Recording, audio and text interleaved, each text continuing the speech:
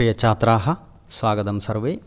प्रथमतया पठितपाठभागस्य आशयं सङ्गृह्य वदामि, शृण्वन्तु।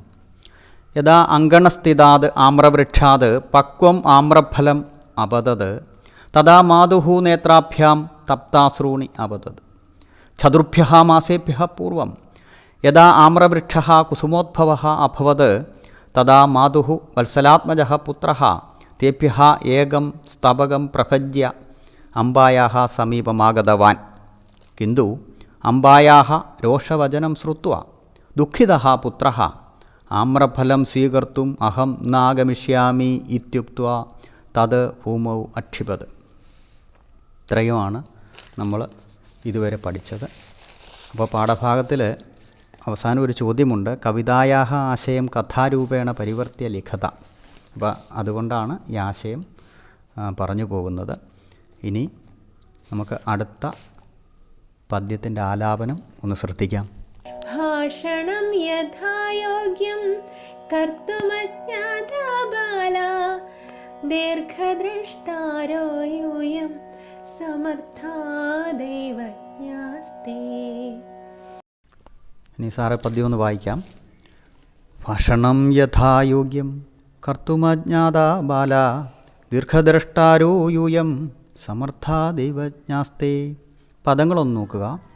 ഭാഷണം യഥായോഗ്യം കർത്തും അജ്ഞാതാഃ ബാലാഃ ദീർഘദ്രഷ്ടാരഃ യൂയം സമർത്ഥാഃ ദൈവജ്ഞാഃ തേ. പദച്ഛേദമൊന്ന് നോക്കുക. ദൈവജ്ഞാസ്തേ, ദൈവജ്ഞാഃ പ്ലസ് തേ. ദീർഘദ്രഷ്ടാരോ യൂയം, ദീർഘദ്രഷ്ടാരഃ പ്ലസ് യൂയം. കർത്തും അജ്ഞാതാഃ, കർത്തും പ്ലസ് അജ്ഞാതാഃ. ഇത്രയുമാണ് പദച്ഛേദം. ഇനി നമുക്കതിൻ്റെ അന്വയത്തിലേക്ക് വരാം. ബാലാഃ യഥായോഗ്യം ഭാഷണം കർത്തും അജ്ഞാതാഃ തേ യൂയം ദീർഘദ്രഷ്ടാരഃ സമർത്ഥാഃ ദൈവജ്ഞാഃ. അതാണ് അന്വയം. ഇനി അതിൻ്റെ ആശയത്തിലേക്ക് വരാം. ബാലാഃ, ഹേ ബാലകാഃ, അല്ലയോ കുട്ടികളെ, യഥായോഗ്യം ഭാഷണം കർത്തും അജ്ഞാതാഃ. യഥായോഗ്യം, യോഗ്യതാം അനുസൃത്യ, യോഗ്യതാനുസാരം. ഭാഷണം കർത്തും, സംഭാഷണം പ്രയോക്തും, വേണ്ട രീതിയിൽ സംഭാഷണം നടത്തുവാൻ അജ്ഞാതാഃ, അസമർത്ഥാഃ, അസമർത്ഥരായ അല്ലെ സാധിക്കാത്ത കഴിവില്ലാത്തവരായ തേ യൂയം, താദൃശാഃ യൂയം, അത്തരത്തിലുള്ള നിങ്ങൾ, ദീർഘദ്രഷ്ടാരഃ സമർത്ഥാഃ ദൈവജ്ഞാഃ, ചിലപ്പോഴെങ്ങനെയാണ് ദീർഘദർശിനഃ, പരിചയസമ്പന്നാഃ ജ്യോതിഷികാഃ സ്താ. അതാണ്, ചിലപ്പോൾ നിങ്ങൾ ദീർഘദർശികളായിട്ടുള്ള പരിചയസമ്പന്നരായ ജ്യോതിഷികളെ പോലെയാണ്, ദൈവജ്ഞാഃ, ദൈവജ്ഞരെ പോലെയാണ്. ദൈവത്തോടടുത്ത് നിൽക്കുന്നവരാണ് ദൈവജ്ഞർ. അപ്പോൾ അങ്ങനെ ഉള്ളവരാണ് നിങ്ങൾ ചിലപ്പോഴെങ്കിലും. അപ്പോൾ യഥാർത്ഥത്തിൽ നിങ്ങൾ കുട്ടികളാണ്, നിങ്ങൾക്ക് യഥാവിധി വേണ്ട രീതിയിൽ സംസാരിക്കാൻ പറ്റാത്തവരാണ്. പക്ഷേ എന്നിരുന്നാൽ പോലും ചിലപ്പോൾ നിങ്ങൾ എങ്ങനെയാണ് ദീർഘദർശിനഃ, ദൃഷ്ടികളെ പോലെയാണ്. അല്ലെങ്കിൽ വരാൻ പോകുന്ന കാര്യങ്ങളെ മുൻകൂട്ടി മനസ്സിലാക്കാൻ കഴിവുള്ളവരെ പോലെ നിങ്ങൾ ചിലപ്പോഴെങ്കിലും പ്രവർത്തിക്കുന്നു. നിങ്ങളുടെ സംഭാഷണം അത്തരത്തിലായി തീരുന്നു എന്നാണ് ഇവിടെ കവി പറയുന്നത്. അവിടെ എന്താണ് സ്ത എന്ന് പറഞ്ഞിരിക്കുന്നത്? എന്താണ്?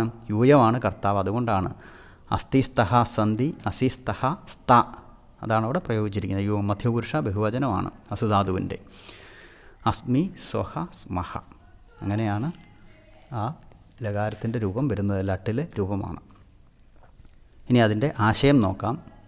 ഹേ ബാലാഹ, അല്ലയോ കുട്ടികളെ, സമ്യക് രീതിയാ ഭാഷണം കർത്തും അസമർത്ഥാഃ ഭവന്തഃ, നല്ല രീതിയിൽ സംഭാഷണം നടത്തുവാൻ അസമർത്ഥരായിട്ടുള്ള നിങ്ങൾ, ഭാവിം പ്രവക്തും, ഭാവിയെ പ്രവചിക്കുന്നതിന് അതിസമർത്ഥാഃ ഭവന്തി, അങ്ങേയറ്റം സമർത്ഥരായി ഭവിക്കുന്നു. അവിടെ ബ്രാക്കറ്റിൽ പറയുന്നുണ്ട്, ലീലയാകൃതം ശിശൂനാം വചനമഭി, കളിയായിട്ട് പറയുന്ന കുട്ടികളുടെ വാക്കുകൾ കഥാചിത് ചിലപ്പോൾ സമ്യക് ഫലതി ഇതി കവിഹൃദയ, എന്താണ്? നല്ലതുപോലെ ഫലിക്കുന്നു എന്നാണ് ഇവിടെ കവി പറയുന്നത്. അതാണ് പണ്ടൊരു ചൊല്ലുണ്ടല്ലോ, എന്താണ്? പിള്ളവായിൽ കള്ളമില്ല എന്നൊരു ചൊല്ല് നമ്മുടെ നാട്ടിലുണ്ട്. അതുതന്നെയാണ് ഇവിടെയും കവി മറ്റൊരു രൂപത്തിൽ സമർത്ഥിക്കുന്നത്. ഇനി നമുക്ക് അടുത്ത പദ്യത്തിൻ്റെ ആലാപനം ഒന്ന് ശ്രദ്ധിച്ചു നോക്കാം. ഗ്രീഷ്മമാർത്താണ്ഡാം ശുഭിർമാകന്ദേ മരകതം കാഞ്ചന സൗഗന്ധികം സമഭൂത് തസ്മാത് പൂർവം മാഗന്ധം സമാഹർത്തും നോത്സുകോ ഭൂത്വാ മാതുരർഭഗഃ പുംസ്കോകിലോപ്യഗച്ഛത് സുരലോകം. പദ്യത്തിൻ്റെ ആലാപന രീതി മനസ്സിലായല്ലോ. ഇനി അതൊന്ന് വായിക്കാം. ഗ്രീഷ്മമാർത്താണ്ഡാംശുഭിർമാകന്ദേ മരകതം കാഞ്ചന സൗഗന്ധികം സമഭൂത് തസ്മാത് പൂർവം മാഗന്ധം സമാഹർത്തും നോത്സുകോ ഭൂത്വാ മാതുരർഭഗഃ പുംസ്കോകിലോപ്യഗച്ഛത് സുരലോകം. ഇതാണ് പദ്യം. അതിൻ്റെ പദങ്ങളൊന്ന് നോക്കുക. ഗ്രീഷ്മമാർത്താണ്ഡാംശുഭിഃ മാഗന്ധേ മരകതം കാഞ്ചന സൗഗന്ധികം സമഭൂത് തസ്മാത് പൂർവം മാഗന്ധം സമാഹർത്തും ന ഉത്സുകഃ ഭൂത്വാ മാതുഃ അർഭകഃ പുംസ്കോകിലഃ അപി അഗച്ഛത് സുരലോകം. ഇനി പദച്ഛേദം നോക്കുക. നോത്സുകോ ഭൂത്വ, ഒറ്റ പദമാണത്. പദച്ഛേദം എങ്ങനെയാണ്? ന ഉത്സുകഃ ഭൂത്വ. ഗ്രീഷ്മമാർത്താണ്ഡാംശുഭിർ മാഗന്ധേ, ഗ്രീഷ്മമാർത്താണ്ഡാംശുഭിഃ മാഗന്ധേ. സമഭൂത് തസ്മാത് പൂർവം, സമഭൂത് തസ്മാത് പൂർവം. മാതുരർഭകഃ, മാതുഃ അർഭകഃ. പുംസ്കോകിലോപ്യഗച്ഛത്, പുംസ്കോകിലഃ അപി അഗച്ഛത്. വിഗ്രഹങ്ങൾ നോക്കുക. ഗ്രീഷ്മമാർത്താണ്ഡാംശുഭിഃ, ഗ്രീഷ്മേ മാർത്താണ്ഡഃ തസ്യ അംശുഃ തൈഃ ഗ്രീഷ്മമാർത്താണ്ഡാംശുഭിഃ. കാഞ്ചന സൗഗന്ധിയം, കാഞ്ചനം ച തത് സൗഗന്ധിയം ച, കാഞ്ചന സൗഗന്ധിയം. പുംസ്കോകിലഃ, പുമാൻ ച അസൗ കോകിലഃ ച പുംസ്കോകിലഃ. ഇനി നമുക്ക് അന്യത്തിലേക്ക് വരാം. ഗ്രീഷ്മമാർത്താണ്ഡാംശുഭിഃ മാഗന്ധേ മരകതം കാഞ്ചന സൗഗന്ധികം സമഭൂത് തസ്മാത് പൂർവം മാതുഃ അർഭകഃ പുംസ്കോകിലഃ മാഗന്ധം സമാഹർത്തും ന ഉത്സുകഃ ഭൂത്വാ സുരലോകം അഗച്ഛത്. ആശയത്തിലേക്ക് വരിക. ഗ്രീഷ്മമാർത്താണ്ഡാംശുഭിഃ എന്താണ്? നിദാഘകാല സൂര്യകിരണൈഃ, വേനൽക്കാല സൂര്യകിരണങ്ങളാൽ. ഗ്രീഷ്മകാലം വേനൽക്കാലമാണ്. അപ്പം വേനൽക്കാലത്തിലെ സൂര്യകിരണങ്ങളാൽ മാഗന്ധേ മരകതം, ആമ്രവൃക്ഷേ മരതകവർണം ആമ്രഫലം.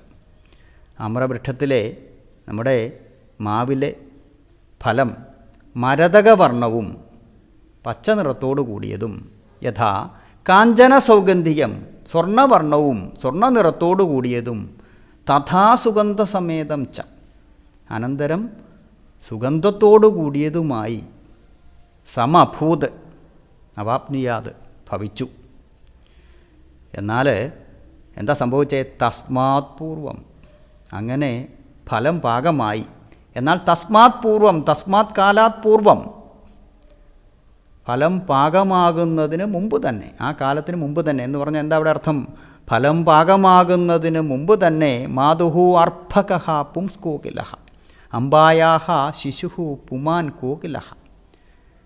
അംബായാഹ പ്രാണപ്രിയഃ പുമാൻ കോകിലഃ, അമ്മയുടെ പ്രാണപ്രിയനായ ആ ആൺകുയിൽ, കോകിലഃ കുയിൽ, പുമാൻ കോകിലഃ ആൺകുയിൽ, മാഗന്ധം സമാഹർത്തും ആമ്രഫലം സ്വീകർത്തും, ഈ ആമ്രഫലം സ്വീകരിക്കുന്നതിന് ന ഉത്സുകഃ ഭൂത്വാ, അനിച്ഛൻ, ന ഉത്സുകഃ ഭൂത്വാ, ഇച്ഛാരഹിതഃ ഭൂത്വാ, ആഗ്രഹമില്ലാത്തവനെ പോലെ അങ്ങനെ ആയിട്ട് സുരലോകമഗച്ഛത്. അപ്പോൾ ഈ മാമ്പഴം സ്വീകരിക്കുവാൻ ആഗ്രഹമില്ലാത്തവനായിട്ട് സ്വർലോകമഗാത്, ദിവം അഗാത്, സ്വർലോകത്തെ പോകി. ഇതാണ് അന്യം. ഇനി നമുക്കതിൻ്റെ ആശയത്തിലേക്ക് വരിക. അഥ ഗ്രീഷ്മകാല സൂര്യകിരണൈഃ പ്രദീപ്തം, ഇതാണ് ഗ്രീഷ്മകാലത്തിലെ സൂര്യകിരണങ്ങളാൽ പരിപക്വം എന്നിവിടെ അർത്ഥം. പരിപാകമായ, പ്രദീപ്തമായ, പരിപാകമായ ആമ്രഫലം, ഈ ഫലം മാമ്പഴം മരതകവർണം പരിത്യജ്യ, അതാണ് മരതകവർണത്തെ ഉപേക്ഷിച്ചിട്ട് സ്വർണ്ണവർണം സുഗന്ധപൂർണം ചാഭവത്, സ്വർണ്ണവർണത്തോടു കൂടിയതും മഞ്ഞ നിറത്തോടു കൂടിയതും അനന്തരം സുഗന്ധപൂർണം ചാഭവത്, സുഗന്ധത്തോടു കൂടിയതുമായി തീർന്നു. കിന്തു തസ്മാത് കാലാത് പൂർവം, അതിനു മുമ്പ് തന്നെ മാതുഹു പ്രാണപ്രിയ പുത്ര, മാതാവിൻ്റെ പ്രാണപ്രിയനായ പുത്രൻ പുംസ്കോകിലഹ ഇവ, പുംസ്കോകിലഹ ആൺകുയിലിനെ പോലെ, ആമ്രഫലം സമാഹർത്തുമനിച്ഛൻ, ആമ്രഫലം സ്വീകരിക്കുന്നതിന് ആഗ്രഹമില്ലാത്തവനായിട്ട് ദിവമകച്ചത്, സ്വർഗത്തെ പൂകി. ഇവിടെ ആൺകുയിൽ എന്ന പ്രയോഗം എന്തുകൊണ്ടാണെന്ന് പറയുന്നുണ്ട്. എന്താ? പുംസ്കോകിലഹ ചൂതസ്യ സുമപ്രസവ സമയേ ഏവ തസ്മിൻ തത്പരോ ഭവതി. ആൺകുയിൽ മാവ് പൂക്കുന്ന സമയത്തു മാത്രമേ അതിൽ തൽപരനായി ഭവിക്കുന്നുള്ളൂ. മാമ്പൂക്കളോട് മാത്രമേ ആൺകുയിലിന് താല്പര്യമുള്ളൂ. ഇന്നത്തു ചൂതഫല ആസ്വാദനെ, ചൂതഫലം ആസ്വദിക്കുന്നതിൽ അവന് താല്പര്യമില്ല എന്നർത്ഥം. അപ്പോൾ അതുകൊണ്ട് തദിവ, അതുപോലെ അയമർഭകഹാവി, ഈ പുത്രനും തസ്മിൻ വിമുഖ ഭൂതിത്യാശയ, അതുപോലെയാണ് കവി ഇവിടെ പറഞ്ഞിരിക്കുകയാണ്, അതുപോലെയാണ് ഈ ആൺകുയിലും ഈ അമ്മയുടെ പ്രിയപുത്രനും എന്താണ്, ആ മാമ്പഴത്തിൽ താല്പര്യമില്ലാത്തവനായിട്ട് സ്വർഗത്തെ പൂകി എന്നാണ് ഇവിടെ പറഞ്ഞിരിക്കുന്നത്. ഈ രണ്ട് പദ്യങ്ങളുടെ മലയാള ആശയം ഒന്നുകൂടി പറയാം, ശ്രദ്ധിക്കുക. ഗ്രീഷ്മകാലത്ത് സൂര്യകിരണങ്ങളെ കൊണ്ട് പക്വമായ മാമ്പഴം പച്ച നിറത്തെ ഉപേക്ഷിച്ച് സ്വർണ്ണവർണ്ണത്തോടു കൂടിയതും സുഗന്ധപൂർണവുമായി തീർന്നു.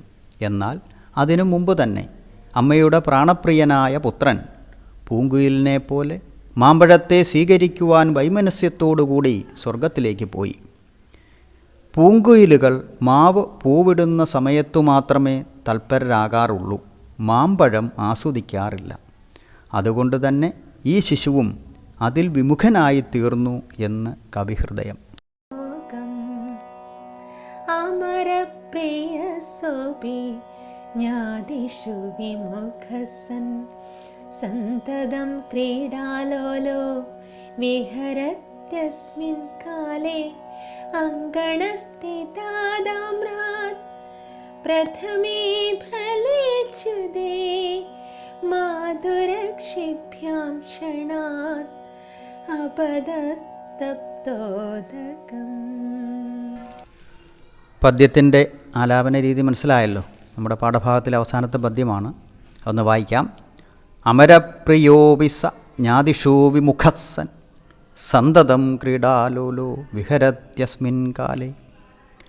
അമരപ്രിയഃ അപി സഹ ജ്ഞാതിഷു വിമുഖഃ സൻ സന്തതം ക്രീഡാലോലഃ വിഹരതി അസ്മിൻ കാലേ. പദച്ഛേദം ഒന്ന് നോക്കുക. അമരപ്രിയോവി, അമരപ്രിയഃ അപി, വിമുഖസ്സൻ, വിമുഖഃ സൻ, ക്രീഡാലോലോ വിഹരത്യസ്മിൻ, ക്രീഡാലോലഃ വിഹരതി അസ്മിൻ. വിഗ്രഹം നോക്കുക. അമരപ്രിയഃ, അമരാണാം പ്രിയഃ. അതുപോലെ ദേവപ്രിയഃ എങ്ങനെ പറയും? ദേവാനാം പ്രിയഃ, ദേവപ്രിയഃ. അതേപോലെയാണ് ഇതും. ലോകാന്തരം, അന്യഃ ലോകഃ, ലോകാന്തരം. അതേപോലെ അന്യഃ ദേശഃ എങ്ങനെ പറയും? ദേശാന്തരം. ഇതുപോലെ തന്നെയാണ് അതും. ഇനി നമുക്ക് അന്യത്തിലേക്ക് വരാം. അമരപ്രിയഃ അപി സഹ ജ്ഞാതിഷു വിമുഖഃ സന്തതം ക്രീഡാലോലഃ സൻ വിഹരതി അസ്മിൻ കാലേ. അർത്ഥത്തിലേക്ക് വരാം. അമരപ്രിയഃ അപി, ദേവാനാം വാത്സല്യപാത്രം അപി, ദേവന്മാരുടെ വാത്സല്യനിധിയാണെങ്കിൽ കൂടിയും, സഹ, സഹ അയം ബാലകഃ, ഈ ബാലകൻ, ജ്ഞാതിഷു വിമുഖഃ ബന്ധുജനേഷു പരാമുഖഃ ഉദാസീനഃ ഇതി യാവത്, ബന്ധുജനങ്ങളോട് യാതൊരു താല്പര്യവുമില്ലാത്തവനായി, സന്തതം നിരന്തരം എല്ലായ്പ്പോഴും, ക്രീഡാലോലഃ സൻ, കേളി തൽപരഃ സൻ, കളിയിൽ തൽപരനായിട്ട്, വിഹരതി, ക്രീഡതി, വിഹരിച്ചു നടക്കുന്നു, അസ്മിൻ കാലേ, ഏതത് കാലേ, കാലത്ത് അവന് കളിയിൽ മാത്രം താല്പര്യമുള്ളവനായിട്ട് അങ്ങനെ വിഹരിച്ചു നടക്കുന്നു എന്നാണ് ഈ പദ്യത്തിൽ പറയുന്നത്. അതിൻ്റെ ആശയത്തിലേക്ക് വരിക.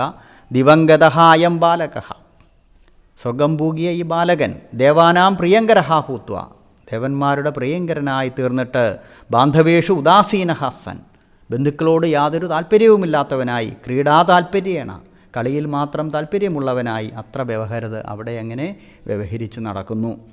എന്നാൽ ഈ സമയത്ത് തസ്മിന്നേവ കാലേ, ഈ കാലത്തു തന്നെ ഗൃഹാങ്കണസ്ഥാതാമ്രവൃക്ഷാത്, മുറ്റത്തെ തൈമാവിൽ നിന്നും പ്രഥമ പതിതം പക്വമാമ്രഫലം, ആദ്യമായി പതിച്ച അപക്വമായ മാമ്പഴം വീക്ഷിതവത്യാഹ മാതുഹു, വീക്ഷിച്ചുകൊണ്ടിരിക്കുന്നവളായ മാതാവിൻ്റെ നയനാഭ്യാം നേത്രാഭ്യാം കണ്ണുകളിൽ നിന്നും തപ്താശ്രൂണി അപതത്, ചുടു കണ്ണുനീർ പ്രവഹിച്ചു. അപ്പോൾ പുത്രന് ഇതിലൊന്നും ബന്ധമില്ലാതെ അങ്ങനെ വിഹരിച്ചു നടക്കുന്നു. അപ്പോൾ അതേസമയം അമ്മ മുറ്റത്തെ തൈമാവിൽ നിന്നും വീണ ആ മാമ്പഴം കണ്ടിട്ട് കണ്ണുനീർ പൊഴിക്കുന്നു എന്നാണ് കവി ഇവിടെ സൂചിപ്പിക്കുന്നത്. ഇനി അതിൻ്റെ കോശത്തിലേക്ക് വരിക. ദൈവജ്ഞ ജ്യോതിഷിക്കോ ദൈവജ്ഞ ഗണകാവപി, ദൈവജ്ഞ ഗണകൗ അപി എന്നാണ്.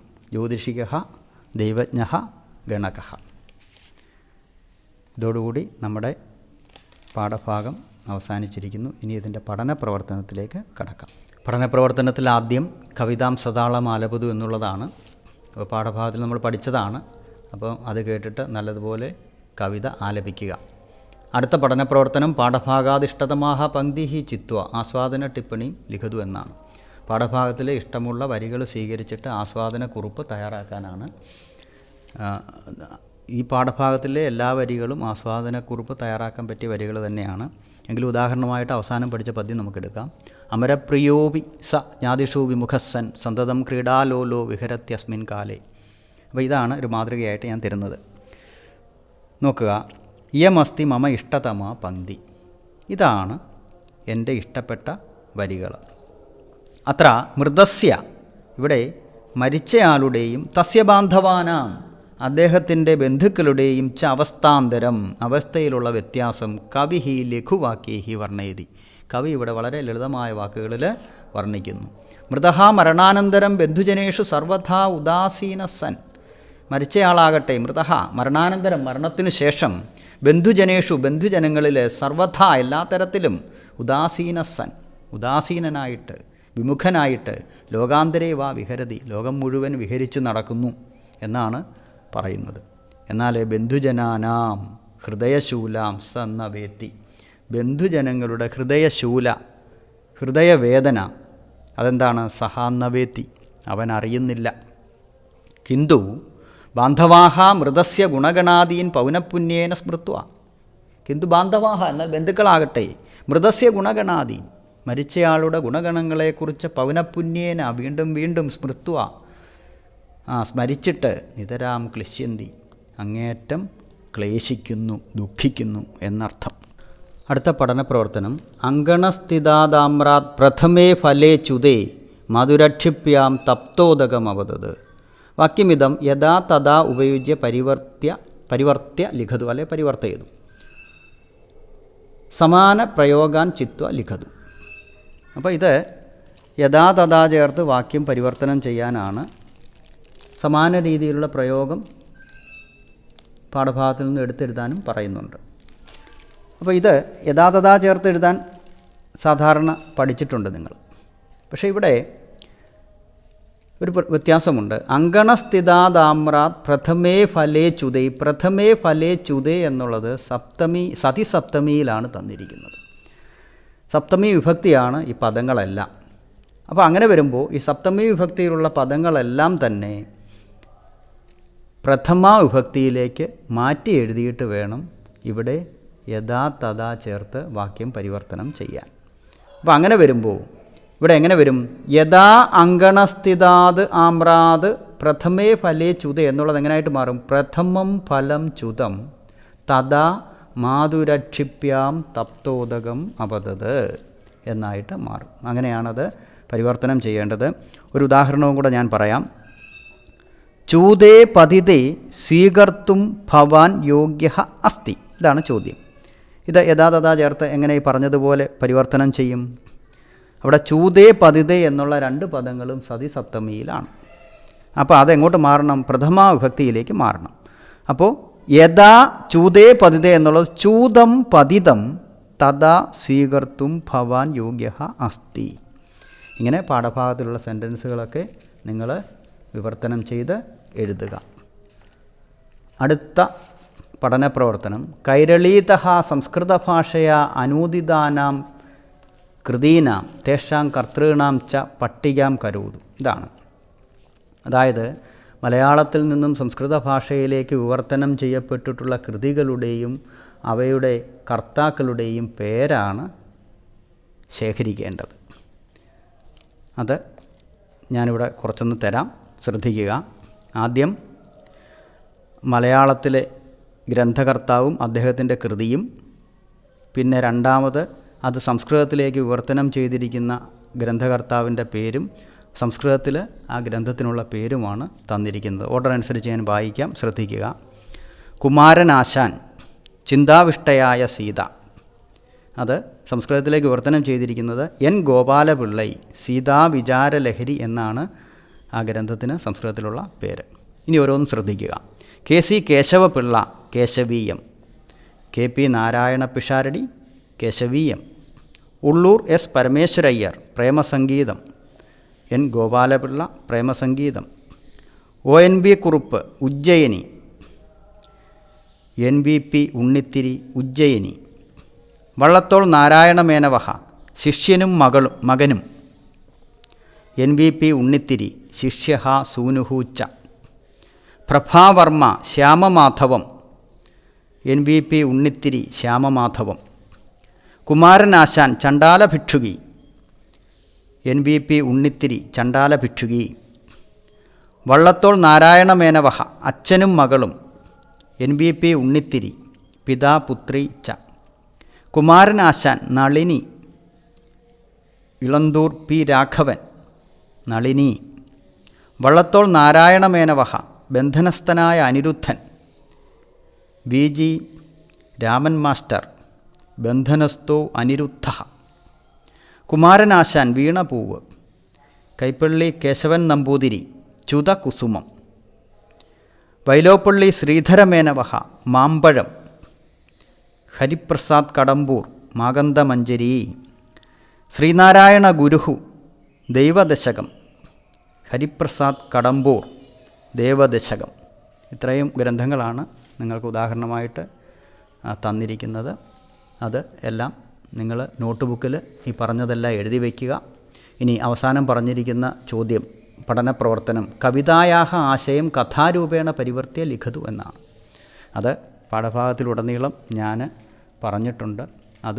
അതുപോലെ തന്നെ പുസ്തകത്തിൻ്റെയൊക്കെ സഹായത്തോടെ നിങ്ങൾ ആ കുറിപ്പ്, ആ കവിതയുടെ ആശയം കഥാരൂപത്തിലാക്കി നിങ്ങളുടെ നോട്ട് ബുക്കിൽ എഴുതുക. അപ്പോൾ ഇതോടുകൂടി നമ്മുടെ ഈ പാഠഭാഗം ഇവിടെ അവസാനിച്ചിരിക്കുന്നു. എല്ലാവർക്കും ഒരു ശുഭദിനം നേർന്നുകൊണ്ട് നിർത്തുന്നു. ധന്യവാദം.